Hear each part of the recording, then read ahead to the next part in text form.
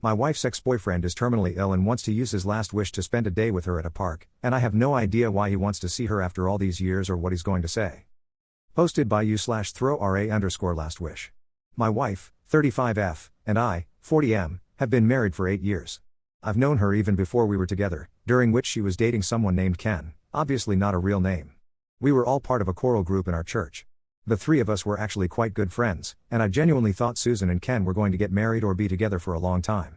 It was a shock when Susan told me that they're no longer together. According to her, one day Ken just decided that he wanted to move interstate. When asked why, he didn't explain. The next day, he asked Susan if she wanted to join him. Confused, Susan said no since she thought it was way too soon, and she has work commitments. He then proceeded to break up with her, leaving Susan very depressed and confused.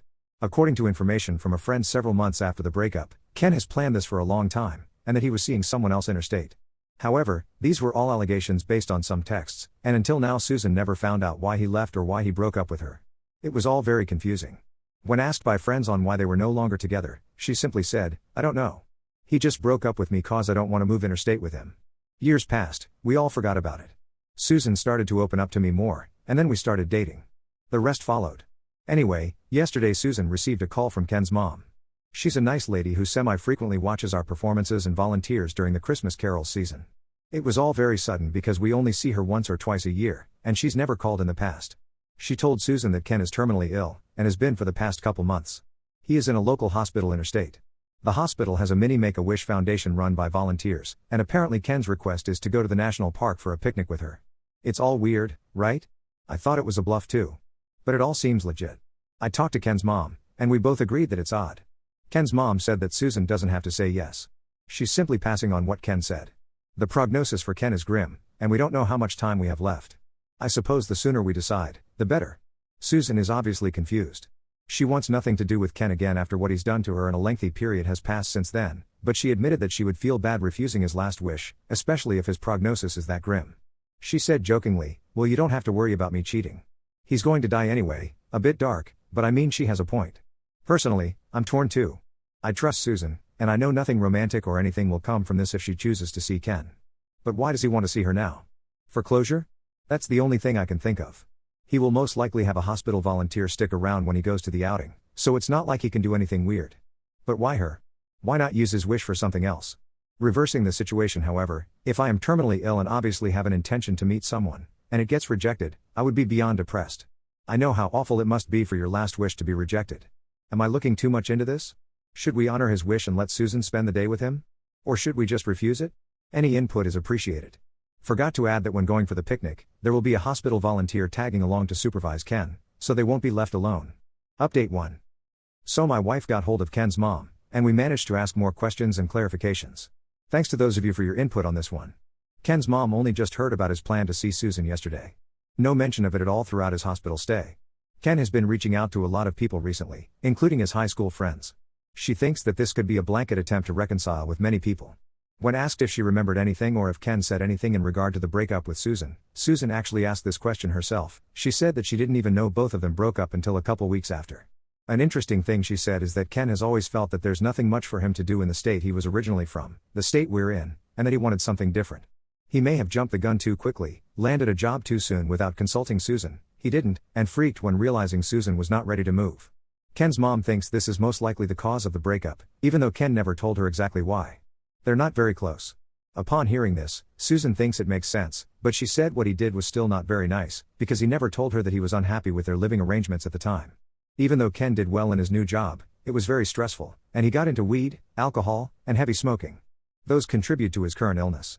It has been confirmed a medical volunteer will accompany him if he does choose to go outside hospital grounds. Since Ken is getting more unsteady on his feet, he will most likely be wheelchair-bound soon, according to her. When asked why meeting Susan in a park was his idea, Ken's mom simply had no idea. Ken is happy for me to accompany Susan to the park or venue, wherever it may be. He is also fine with us meeting him in the hospital, but there is a strict 2-person-a-day visiting rule in place at the moment, so his mom may not be able to look after him if the both of us rock up at the same time. His mom would like to visit him daily to help with daily living and baths. Ken is reluctant with a Skype call or a phone call in general. Ken's mom stated that his speech is quite slurred at this stage, and he hasn't been eating and drinking much lately, so his mouth is dry most days, so it's uncomfortable for him to speak. Writing a letter is not something he can do these days due to him being drowsy from medications and being sedated. Dictating would be hard too because see point above. She has been helping him type emails to friends some days. There is a possibility of Ken to be transferred to his mom's home for his end of life if it gets to that stage. Ken's mom reiterates that Susan can decline the offer, and with everything going on in the world, she would understand if she can't make it. But she hopes that we would consider it for her son. With this update and conversation with his mom, we're now more inclined to go instead of not going. Still would like some thoughts on what we may have missed, though I think it covers everything now. We will be in regular contact with his mom until we know what's going on. Susan and I did a mini risk assessment, and we conclude that this is pretty harmless. She said she still feels apathetic towards him but would still feel bad if she doesn't go to visit, so she would like to go with me now that Ken and his mom said it's okay for both of us to go. Update 2. Thank you Reddit for all for your input. Susan and I just got back from doing shopping and chores, and we had some more talks about this. We actually reached out to a couple of our friends in the Coral group, and one of them actually knew Ken's been unwell. They just didn't know that he's that unwell. No one really talks about Ken in our group because Susan and I are still there. The fact that he's this unwell has been kept under wraps quite tightly. Susan said it seems like she has the power to make Ken's end of life a bit easier, so she would like to visit him, along with me, and listen to what he has to say, if any, and that's the end of it. We don't know what the logistics will be or when this will happen since obviously it would require a lot of planning from Ken's family as well, and himself, but I will post an update once we all meet him, since there seems to be a lot of interest in this. We've texted our Coral group members to perhaps visit him together when the time is right and restrictions are lifted, and they were all keen to send him off with one last song, The Irish Blessing. We will be reading through the comments and replying the best we could. For those of you saying Make-A-Wish Foundation is for kids, we know this. This is the hospital's version of it, run completely by volunteers. It is only available in their end-of-life care facilities. I'm sure there is a proper name for this, and Ken's mom said Make-A-Wish because it explains what they do simply. Why at the park? No clue. But Ken must have said that to the organizer with his mom, and she simply relayed it. With him being that sick, I'm sure he didn't really care so much about location, as signified by his willingness for a change of venue and for me to join in too. And why did we decide to post this on Reddit? Well, because it's simply a very, very weird occurrence. It was a joke actually. Susan said, Lamau, why not post this on RA and see what kind of interesting perspectives we get? If it's just Ken and he's not dying and he wants to meet Susan at the park out of the blue, then the answer would have been heck no from the both of us. But the fact that he's been reaching out to others, after revelation with his mom of course, and unwell, makes it a bit more complicated. Update 3. We will be seeing Ken next week. The hospital doesn't allow large groups, so it will be just the two of us visiting. The choir group will visit separately. Thank you all for your input. We will make a post with an update on how that goes. Relevant comments. Commenter 1. Honestly, I would do it if I were your wife as long as I didn't think he would try anything inappropriate or that the experience would mentally mess with me. A picnic sounds harmless. Sounds like he might be lonely or want closure. I think it would be a kind thing to do, although obviously she's under no obligation. Ops response. From what I can gather, Ken hasn't seen anyone else since the breakup with Susan. We both think that this may be his attempt to get some closure or to make amends. Commenter 2. You should not go through with it. Not only both of Susan and you find it weird, but Ken's mom also finds it weird and already told Susan that it's okay not to accept. It's a sad thing that Ken is terminally ill, but he doesn't get to mess with his ex from a decade that he left seemingly out of the blue just because he's going to die. I'm sorry if this sounds harsh, but I really think his request is selfish, out of place, and inappropriate. Simply tell Ken's mom that you politely decline and to extend your sympathies. Edit. After seeing the additional information you added after speaking with Ken's mother, I think I was wrong. With the risk assessment you made and believe that this would be somewhat harmless for Susan, I think it would be a good idea to go and accompany her after all. Commenter 3. Agree with all of this and want to add, don't feel bad if you do decline, which you should. He is sick, and that is really sad. That doesn't give him the right to try and back people into corners by making weird requests and citing the illness as a reason. It seems like manipulation. Don't feel bad for saying no just because he is sick. That's probably how he wants you and your wife to feel, so you'll say yes instead. Ops response. Thanks for the input. If it's manipulation, I think isn't it a bit too late for it? Considering that he's nearly, or already at, end of life?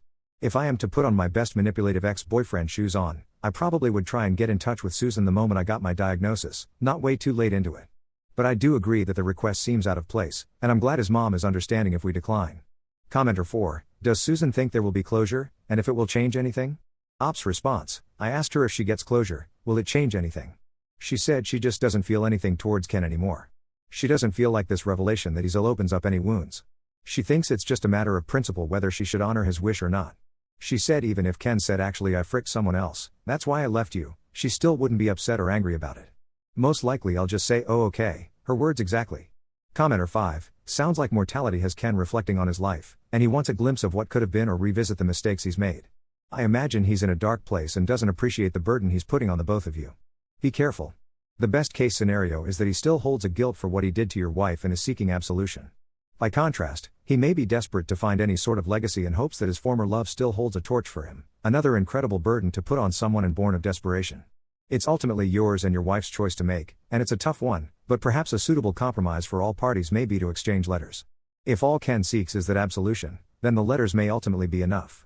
If he insists on a face-to-face meet following the letters, then you may at least have a more informed view on his intentions to make a decision together. Best of luck. Op's response: actually, I just raised the idea of a Skype call of some sort before the meeting. We're waiting to call his mom, and we'll raise this idea also. Who knows, maybe all this can be resolved via Skype instead. Commenter 6, you're going to get a lot of comments saying that you have absolutely no responsibility to this man, he made his bed, because Reddit has a hyper-individualistic slant that borders on parody at some times. But, on a purely emotional level, if I flat out denied a request like this, I probably wouldn't be able to look at myself in the mirror for a while. And it looks like a bit of that guilt is already starting to nag at your wife. The guy wasn't abusive, the trip is going to be supervised by medical professionals, and most importantly, your wife has stated she no longer has feelings for him, so any potential emotional damage he could do is limited. I honestly don't see the issue in going. And even if you don't want to do that, why not just give him a Skype call? None of us have any idea what he wants to say. This seems like it's going to help define this man's passing, and at what cost to your wife? An awkward conversation? Small thing, that. I disagree with the what can I get out of it? Approach to all decision making, but even if I did, the answer is clear: you get to avoid a potentially tremendous amount of guilt. The picnic seems like a bit much, but I'd open up a line of communication. Op's response: thanks for your input. This resonates with us cause we're both are quite emotional individuals. My wife has expressed many times that she would feel bad if she refused his wish. Personally, if I were in her shoes and I said no, I'd be feeling like crap for days too. As I said on other comments, my wife said that realizing that he's harmless and just wanted to apologize and she declined would have worse emotional implication than him begging her to come back or telling her that he was unfaithful. In the end, both of us have no idea what he would say or what would happen. What we know is that he can't do anything stupid, or if he said something dumb, my wife wouldn't care anyway. It's the guilt and feeling bad of refusing the wish that's eating her up more than the potential awkwardness or what happened in the past. For me personally, I'm definitely curious and a bit weirded out, but I'm confident nothing sinister is going to come out of this. Commenter 7, Op on Ken's condition and if it has affected his decisions to reach out to other people. Op's response: his conditions seem to be a dynamic one, changing day by day. Heck, not sure if he will even be here come this time next week. His decision could be made when he was high, or something, or medicated. But the consistent aspect is that he's reaching out to a lot of people. He has expressed through his mom that he is happy with a change of venue and for me to be there too, so the risk is very low here. Commenter 8, but he doesn't want to see all of you. He wants to see her. How is he going to apologize to her personally with all of you listening? Allow them to speak alone, or at least for a part of the visit. Give him a chance to apologize in person alone to her. You are not really honoring his dying wish by bringing the whole party there. This is what people do to avoid a one-on-one meeting: bring a friend. Is your wife that insecure that as a grown woman she can't meet a man she used to date one-on-one? By the way, she used to be with him one-on-one all the time in the past, and needs you and the cavalry there for support? Is she insecure because your reaction? Are you insecure of a dying man? She is your wife. You got her for life. The man is dying. Put things in perspective: you won her for life, alive and well. He quit on her, now dying, wants to make things right before he passes with her one-on-one. Give him that chance. Don't go yourself and don't bring the choir. He doesn't want anyone but her. You can wait in the lobby if you are that concerned for your wife. He is going to tell her how he is sorry, how he wishes not to have done it. It's all a fantasy and wishful thinking of a dying man. Let him have it. Don't take it seriously. Live to tell the story. My 2 cents. Op's response: this is a very good point, and I've told Susan about it. She's happy to have a one-on-one chat for a few moments, and personally I'm happy to leave her with him. As of the choir and his friends, it was more a practical reason to bring everyone since we're from the same state, and we can drive together or perhaps go on a bus together. It's easier to organize it in a group rather than one by one, if it makes any sense. I very much doubt it has something to do with her being insecure. She laughed at the notion, and she thinks it would just be a nice gesture since no one has seen Ken since, well, he disappeared interstate. This could be the last chance the whole group can catch up. The newer members of the choir who don't know Ken aren't invited. But no, great point. In the end, whatever Susan decides, I will support her. She may want to spend an hour chatting with him. She may have cold feet and want me to be with her because it's awkward. We can only see how it pans out later. Heck, me might even be in ICU, and the whole meeting is called off. No need to speculate at this stage. I'll support whatever decision she chooses. Final update, 3 weeks later. Hi everyone, sorry for the late update. Life gets in the way and been really busy. Anyway, I thought I'd make this update for those who were curious about how it all went. The meeting actually went really well. So after a couple reschedules, we drove to hospital to see Ken and his mom earlier this week. We arrived quite early in the morning, around 8 a.m. His mom stays with him overnight most days, so it was good timing for her to hand over Ken to us while she goes back and rests. A Redditor suggested an idea that we brought in a care package for her, and we did. It's just a box filled with a couple pairs of warm socks, moisturizer, books, and toiletries. She burst into tears when receiving those. It was such a great idea. Anyway, so firstly we came in together, my wife and myself, and we did a small catch-up. It was a slow process since Ken couldn't really speak too long in one go, if I make sense, so it had to be broken up in sections.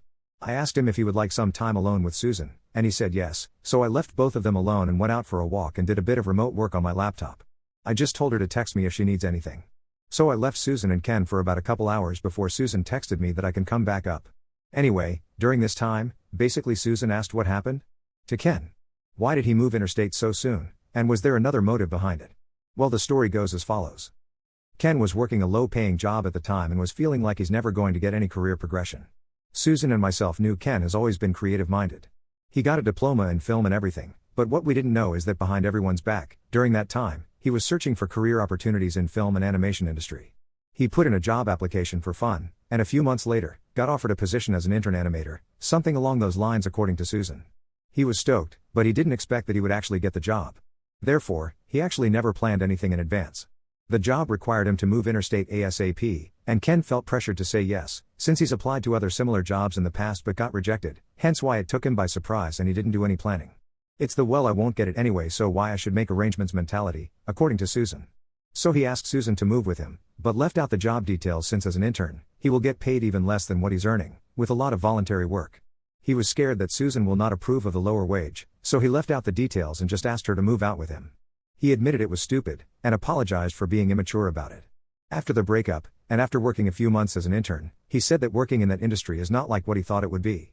There were a lot of crunch time, to the point where him and the other interns were spending most of their time in the office, even sleeping while waiting for the program, code, or animation to finish compiling. I'm not tech savvy, but I figured animations take a long time to set up. He then got into alcohol, since everyone in the office also drinks. This then turned to severe drinking to cope with stress. This then turned to smoking and drugs. Anyway, he stuck it out and became a technical lead, but he said he had zero social life or support apart from a couple colleagues, and that he's burning himself out every day. The support he got was basically a small group that goes out on social drinks only. That's why he kept going back into alcohol and drugs. He's been in and out of hospital with alcohol poisoning and actually never sought help. He said he might also be depressed, but he's earning enough just to pay rent, with all his alcohol expenses, so he didn't seek any help. He also did a lot other bad decisions that are popcorn worthy but way too long to include here. Things that got him arrested, fired from his job, so he had to find another. When asked about the park situation, he said there was no malice intended. It was only because he was sick of being in hospital all the time with no window of opportunity to go outside. And that's it, really. His substance abuse got him to where he is now. I managed to catch up with him and reminisce about the good old days when we were still hanging out together. Told him it's hard to see anyone these days due to COVID. He said that a few of his old friends from school have visited him, and he was so happy that they still care. He told me that he tried reaching out to his former girlfriend as well to apologize, but only Susan turned up. He has had other relationships since breaking up with her. He said he's sad about it, but he would like to tie up loose ends while he still has the time. In terms of his prognosis, I asked, and he said he doesn't know, though there are plans for him to continue end-of-life care at home, and he would prefer it that way. When we left Ken, I asked Susan what she thought of everything, and she told me that she felt a lot better now that she's gone and seen him. She then told me all of the story above during the ride back home. Plenty of time she was cursing and saying, "Man, I can't believe he did that, what a dumb person." So for those of you who were worried that she might go back to Ken, sorry to burst your bubble. I don't think it's happening. I asked her how she's feeling again the next day, and she's pretty much forgotten about it, and just hope that his mom can cope with the stress since she's a nice person. She does look a lot less guilty though, so I'm glad we went. We haven't really touched on this topic again for days now, since we've been focusing more on work and our upcoming road trip. Thanks for all the Redditors who chimed in and helped, from both perspectives. In these uncertain times, we should still try to be kind to others. And if there's any takeaway from this, is to seek help if you need it. Obviously Ken was in a bad spot, but spurred by bad influences. If you know a friend of yours who are spiraling out of control, or starting to get into destructive habits, reach out. Who knows, you might save a life. Relevant comments. Commenter 1, I'm so glad y'all did this. It's very sad, but you both were kind and generous enough to ease the heart of someone dying. Ops response, thank you, we're glad we went. Commenter 2, is it liver failure? Ops response, from my understanding, yes, that on top of kidney and heart issues as well. Downvoted commenter, look, I'm not trying to nitpick or bash your wife, but I gotta ask, since I obviously can't tell the tone of her voice. Plenty of times she was cursing and saying, man, I can't believe he did that, what a dumb person. Was she saying these things in a joking tone, or was she really bashing and mocking his choices after they broke up? I mean, that's a pretty awful thing to say about a dying man, especially someone who wanted to make amends before he meets his end. Op's response, oh, it was in jest. Think of it like when people get together and start gossiping. I suppose I could word it better, but it's more like, man, that's dumb. Why would anyone do that? Kind of vibe. Commenter 3, dang, this whole thing was just so interesting to read. I'm glad you went, even though reading the original story I was kind of on the side of people who said you shouldn't go. It looks like she was able to provide him with some peace after all this.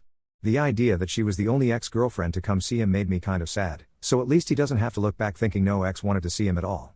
This also made me think how crazy it is how an impulsive decision like that has the power to make or break your life. Like there are probably plenty of people out there who would just say, so it all started when I took this job, dropped everything and moved out here and it was the best decision I ever made. But in Ken's story, it's literally the worst decision he could have made. It reminds me how fickle life can be. Op's response, checking in for the last time and answering as many questions as we can at the moment. It is one of those cases where it didn't work out. Even though he made some questionable decisions, most of them in haste and without care of Susan's feelings, I still feel that in the end, he did the right thing by trying to reach out to people to make amends. There was a period where I thought maybe I, or we, as a collective group, should have reached out to him, but the fact of life is that people just sort of drifts apart. It's like when you were in high school and people went their separate ways. My wife and I are not very big on social media, so never really heard any updates from him, and it would be awkward for us to interfere anyway. In the end, we managed to reconnect and made him a little bit more at ease at the end of his life, and that's all that matters.